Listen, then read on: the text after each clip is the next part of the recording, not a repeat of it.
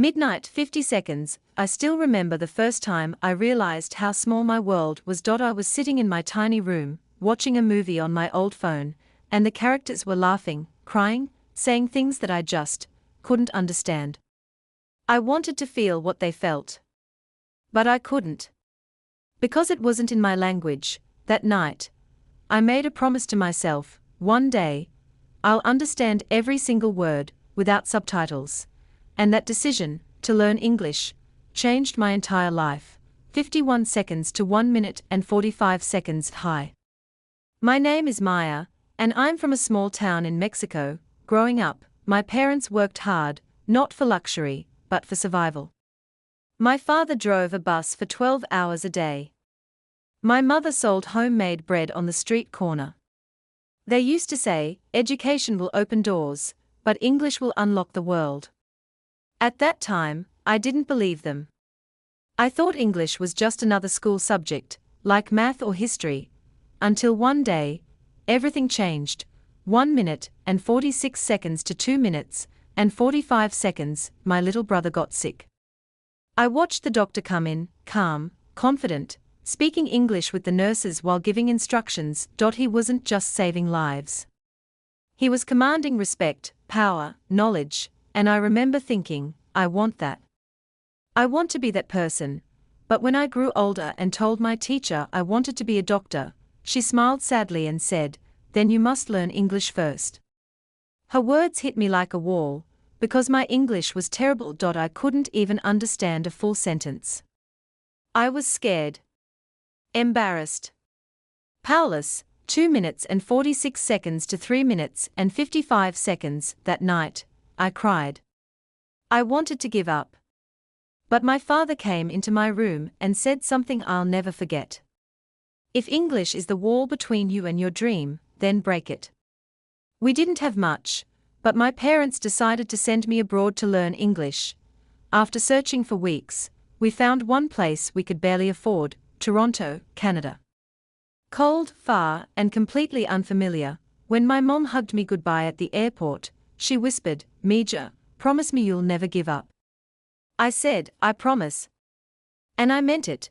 3 minutes and 56 seconds to 5 minutes. When I landed in Toronto, the cold hit my face like knives. Everyone spoke so fast. The food tasted different. Even the air smelled foreign. At the airport, a man asked, do you need a cab? And my brain froze. I just smiled and nodded, pretending I understood.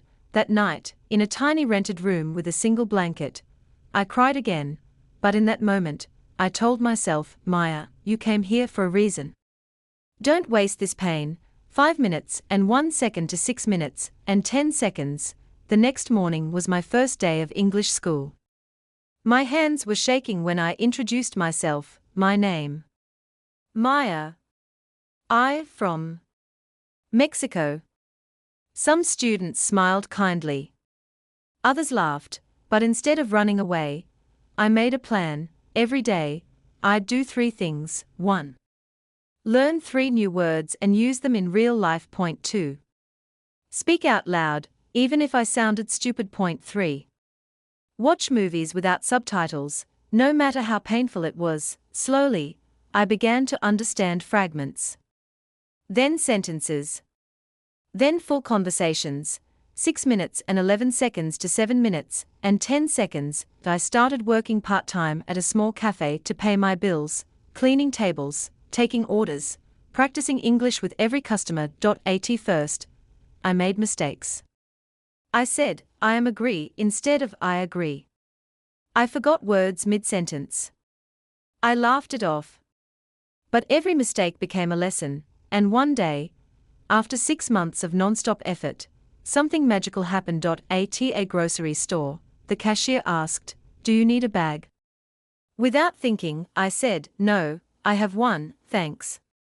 It was automatic. Natural. I wasn't translating anymore. I was thinking in English.